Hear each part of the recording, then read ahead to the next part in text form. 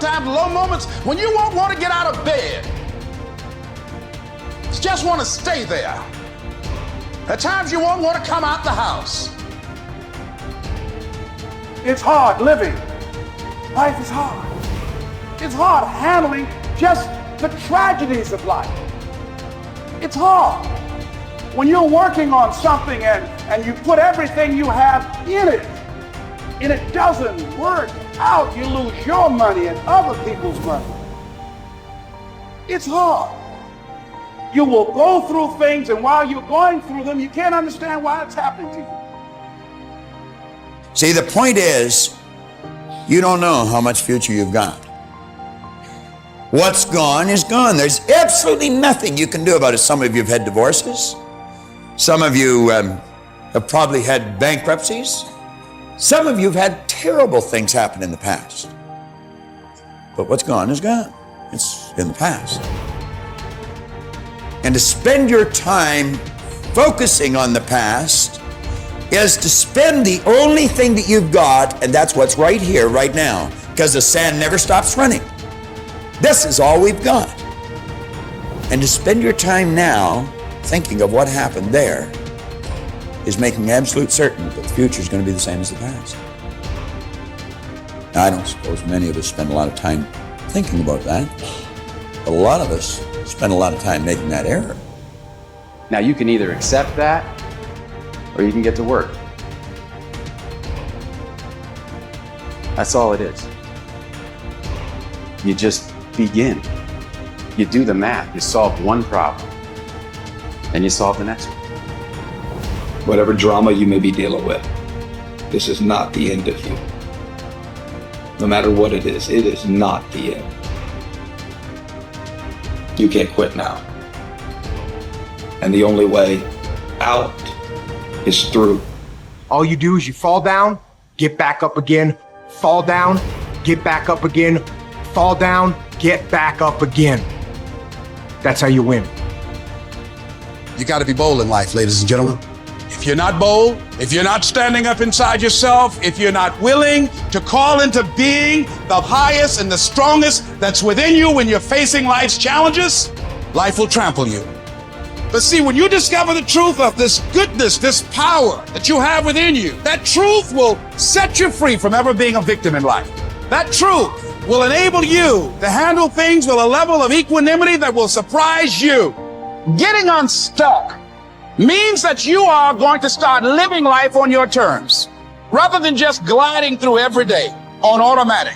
That you have a special power within, that you know that things are going to get better for you. You know that you can handle this. And because you want some different kind of results in your life, you've got to decide that I'm going to go all out.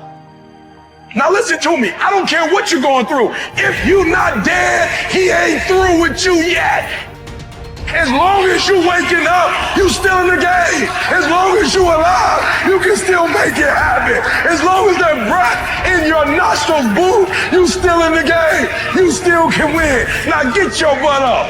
Why do you keep crying? Why me, God? Why did I get MS? Why did I get cancer? Why did my mama die? Why did I get fired? Listen, you got put through that because what that does, that tension produces greatness. Stop running from it and run to it. Lions don't cry. Lions don't give up. Lions don't quit. Lions hunt. That's what we do for a living. We turn tragedy into triumph.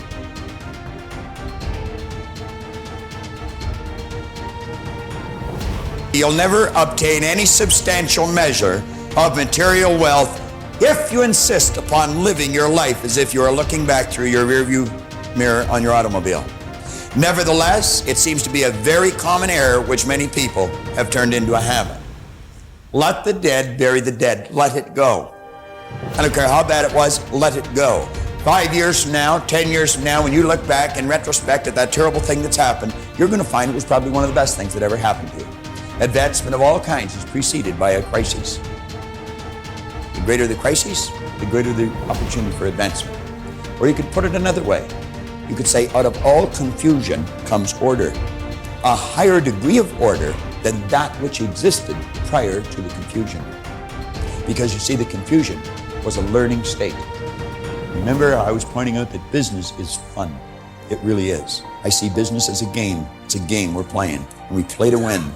And when we're winning, we're having fun. And when we're losing, we're learning. Let's treat both of the experiences exactly the same. They're learning experiences. Now we say, remember the old adage which says, let the dead bury the dead. Stop looking back on your life and worrying about the things which have already occurred and which you can no longer alter. That's like trying to change the time you got out of bed this morning. You're never going to be able to do it. That stands for eternity. You cannot go back and change it, since you cannot let it go. Pursuing that kind of mental activity will never lead to anything worthwhile, any worthwhile accomplishment in your life. You should understand, moreover, that all accomplishments in your life, you should understand, moreover, that all of the great achievers of the past have been visionary figures. They did with their life what, like Scott was saying, he does with his music. He heard it in here. They see their life in here. They're building visions of a great future. We've got a vision of a great company. We've already got a great company. We want a better one. We serve a lot of people. We want to serve more. And as we do, we receive greater rewards. Because we receive greater rewards, we become more comfortable, more creative, we can provide more service. It's a beautiful cycle that we're in. Looking into the past is a self-doom fulfilling cycle. You just keep getting it worse, worse, worse. We've all done it, so we know what it's like. These visionary figures were men and women who projected into the future, and they did not belabor over things which had already passed. They thought of what could be rather than what already was, and then they moved themselves into action to bring these things into fruition. If there were tips for success, everybody would have been successful. There are no tips for success. Only those who are not so successful, or those who are not successful, think somewhere if you read 10 points in a book, you're going to be successful. We need to understand this. If you want to be successful, don't seek success. What you seek is competence. If you enable yourself, and if you do something well, other people will say you're a success. If you think, I'm a success, it's foolish, isn't it? You're doing something, and you're doing it well. Other people in the town, or in the country, or in the world, people will say, oh, he is doing something really successful. They're looking up to you. That's fine. You look up to yourself. That's madness, okay? You don't seek success. You seek empowerment, you seek competence, you do it the best that you can do. You cannot do as well as somebody, but you can do the best that you can do. So if you do your best, if your best is good enough, world will recognize. If it is not, you will be happy. So what does success look like? What does it take? Well, you know, I know family and friends who always have their breakfast on time. And after breakfast, of course, they must have coffee. After coffee, of course, they must light up a cigarette and sit there nicely because they're trying to become peaceful. And then they will go to work, come back home exactly on time for lunch, eat lunch, rest for 1 or 2 hours, sleep, then evening have 1 tea, and then smoke, and then again go to work. And at 8 o'clock, 8:30, they're back home for dinner, and then maybe other things, drink and this and that and whatever. But those who have been very successful, either in music, sport, art, business, spiritual process, doesn't matter what, those people never know when they ate, when they slept, when they got afternoon rest. So those who are committed to being successful with whatever they're doing, one important aspect of their life is they're not settling down wherever it's a bit comfortable, because comfort will happen when they lower you too in the grave. Very comfortable you are, you know. Right now it's about ensuring that there is profoundness of experience and there is impactfulness of activity, because if they had given you a limitless amount of time, you could do all those things. Nothing wrong, I'm not against them.